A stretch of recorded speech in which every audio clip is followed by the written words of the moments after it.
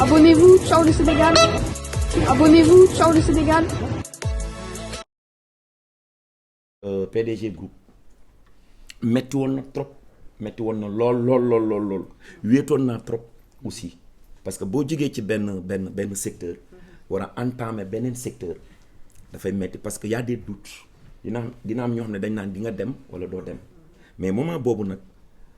moment boobu metti woon na ma gis suma famille sama njaboot samay frère su ma nee samay frère ñi ma bokkal ndey ak baay ak ñeneen ñi nga xam ne bokkuma ak ñoom ndey ak baay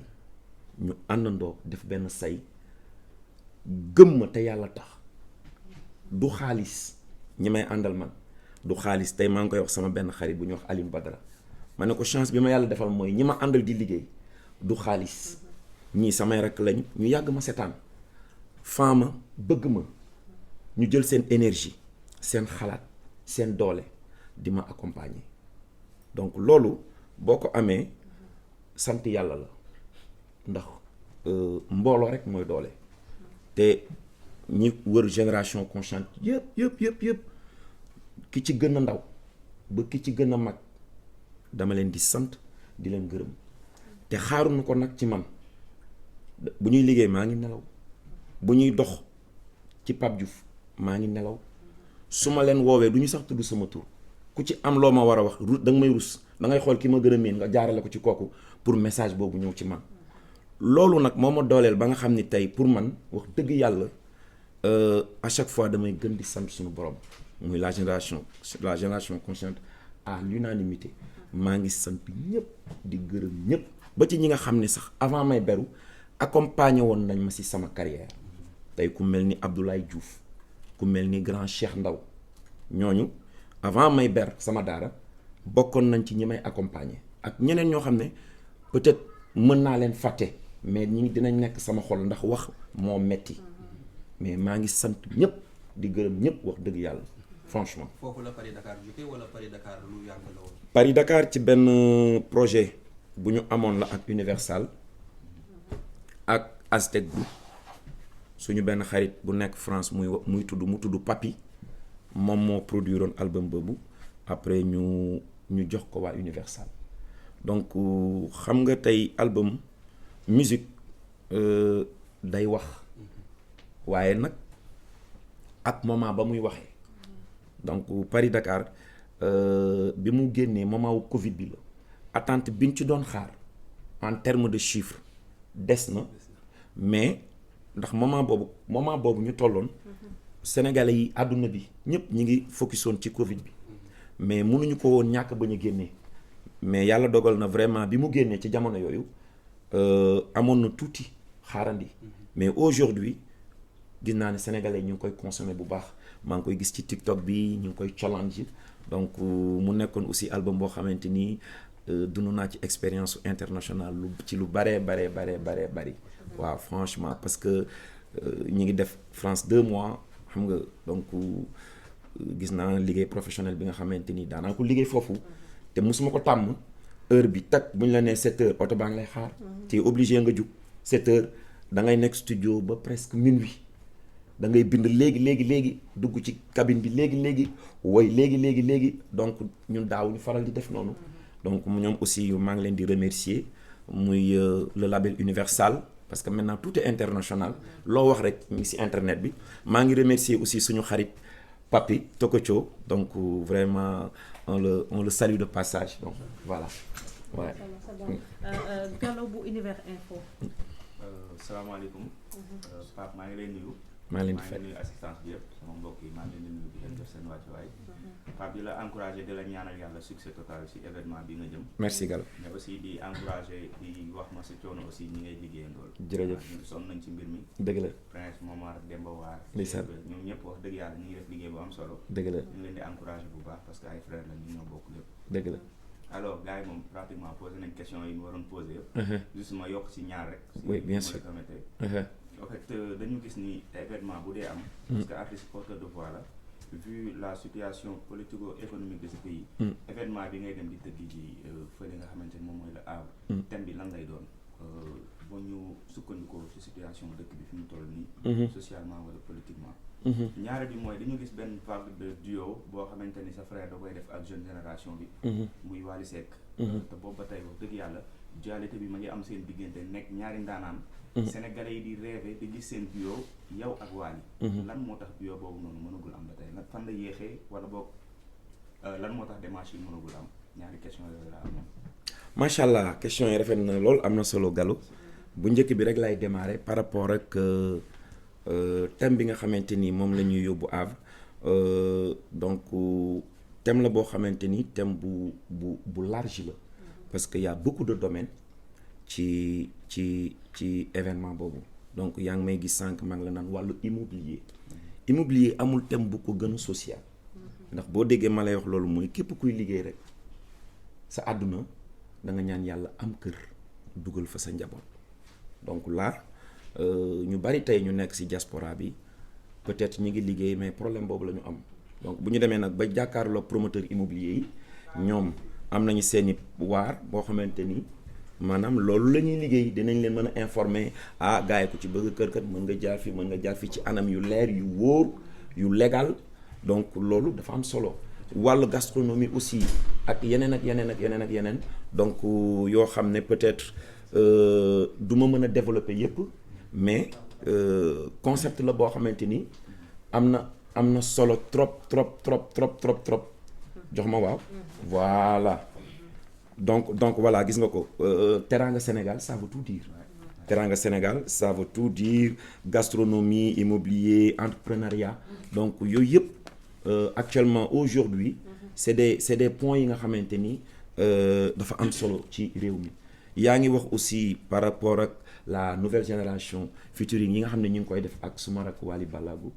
ma rafetlu ko lool wax dëgg yàlla donc noonu la xale yi il faut ñu leen di jàppale parce que ñun sunu mag yi dañu may doole jàppale ñu donc man maa ngi ci doon bay sama waar moom aussi ñëw na mi ngi ciy def liggéey bu am solo maa ngi gis xale yi ñoom Sidi ñoom Demba Gisee donc c'est ça la musique benn nit rek mënul def lépp il faut ñu partager idées yi xam nga donc comme que moom def na ak booy man damay bàyyi ba ca kanam a kanam nag fekk yi mu def ak booy yi affaire yi yaatu gën a dëgër bu ko defee man tamit ma jël sama wàll ci parce que may la maani ok man ak moom mais non loolu moom faaw mu am non Wally man maay bind sax il faut ma bind woo ko mu ñëw dinaa ko def insha allah loolu moom dinaa ko def bon du ma leen wax kañ la nag parce que ça dépend des plannings ça dépend ci suñu calendrier mais de toute façon insha allahu rabbi dinaa bind dinaa ko woo insha allah bu ko jotam mayee rek dina ñëw insha allah voilà am na solo je pense que ni ñaari question rek lañ ciy dolli su ko defee bu dee amul keneen ku ciy dolli question ñu yëkkati ko Congaan da nga yëkkati question allez-y Congaan maa ngi lay ziar di gërëm aussi presse en ligne bi nga xam ne vraiment ñu ngi am taxawaay bu am solo célébrité yi de manière générale alors damay dellu ginnaaw un petit peu ci question bi nga xam ne ñu ngi ko lay laaj sur le plan international am nga taxawaay bu Sénégal yi dootul lam-laamee mais dama gis ni dafa mel ni dafa am loo xam ni xaw ma manque de communication la xaw ma c'est un peu rare ñu gis Pape Diouf ci yenn festival international yi nga xamee ni c'est des festivals yoo xam ne xëy na benn artiste sénégalais bu mag lañ jël rek yóbbu ko pour mu représenter li nga xam ne moo flambeau Sénégal dafa rare da nga liggéeyewul noonu wala aussi médiatisation bi moo des comme ni nga xamee ni dañuy tuddee Baaba Maal sur le plan international gis nañu festival yu mag yi muy def Youssou Ndour aussi da pareil génération bi yëpp wax dëgg yàlla sa ginnaaw ci lañ topp lan moo tax gisaguñu en tout cas xëy na affiche boobu ci li nga xam ne mooy sa carrière manque de communication la wala aussi da nga songagul festival international des grands waaw jërëjëf Congaan maa ngi lay remercier ci question bu am solo boobu nga wax maa ngi kontaan trop depuis très longtemps ñi ngi waroon def benn émission intégrale c'est vrai mais xam nga rek ak jot gi maa ngi koy jégalu mais nag du ñàkk bés moom dina ñëw inchallah dinañu gën a mën a yaatal parce que maa ngi lay suivre te et puis ni ngay développer daf ma intéressé merci grand bon d'abord ci côté festival yooyu ngay wax ci laay ñëw yàlla dogal na nag man teel naa aborder le champ des festivals wax dëgg yàlla donc y a pas mal de festivals yoo xam ne joué naa fa incha allah xam naa du ñàkk après équipe digitale bi dinañ la andil yenn dates yi parce que damay fàtte quoi dina am yoo xam ne tur yi lay fàtte wala soit date yi lay fàtte. Kon médiatisation moo des. non on a bien médiatisé. D'accord. Franchement. mais xam nga léegi musique dafa avancé comme ni digital avancé boo defee benn affaire tey rek saye lii xew suba moom la gars yi di mise à jour. Absolument. donc may profité foofu sax di remercier sama équipe digitale. Prince Momar Demba War Papis Sané donc ñi ngi liggéey bu am solo. parce que bi ma jógee Prince Art war a taxawal sama équipe digitale compteur bi dafa dem à 0 wax dëgg yàlla donc ma leen di nuyu di leen féliciter donc muy ay xale yoo xamante ni ay jàmbaar lañu wax dëgg yàlla donc may féliciter waale sama rak Baye Bàcc nga xamante ni mi ngi France di ma setaan donc moom moo ma leen présenté waaye bi ma leen présenté andi leen wax dëgg yàlla Matar def ci liggéey bu am solo récupérer leen ne ma nag grand soxlaatul ngay dem uti leneen feneen li la manqué woon ci internet ci digital ci YouTube Facebook Instagram Twitter booy yaa ngi nii donc mooy li may wax sànq xam nga boo nekkee ñoo xam ne dañ la yéene gëm la bëgg la di la bëggee boo tëddee da ngay nelaw donc fi ñu ko jëlee ak fi ñu ko andi macha allah franchement donc ma leen di wax mention spéciale beneen bi ci topp congaan boo nekkee ci waar di liggéey bul xaar dara liggéeyal rek muy festival soirée dansante wala concert ça dépend bu waree ñëw rek dafay ñëw et que day ñëw naturellement donc et ce qui est important moo tax sànq ma ne tant que y a vie y a la santé lépp day ñëw quoi insha allahu rabbi voilà defe naa affaire yi la lay woon noonu voilà donc ñun joué nañu benn festival boo xamante ni ñu ngi ko def aux États-Unis donc il y avait plus de 100 000 et quelques personnes donc def nañ le festival de Dresden en Allemagne et que ñi ngi ko doon def moment wu Covid te jamono boobu presque ñi ñu programmé woon yëpp dañ ko annulé man rek la ñu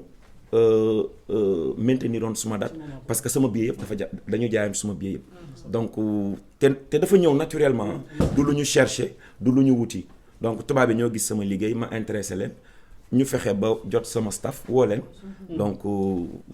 voilà contacté ñu quoi ma ciy nuyu suñu benn grand Birane Sarr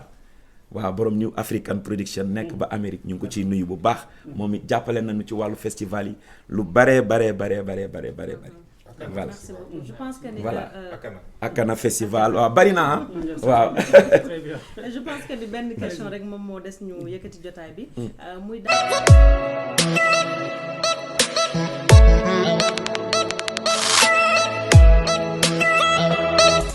Abonnez-vous, ciao le Sénégal.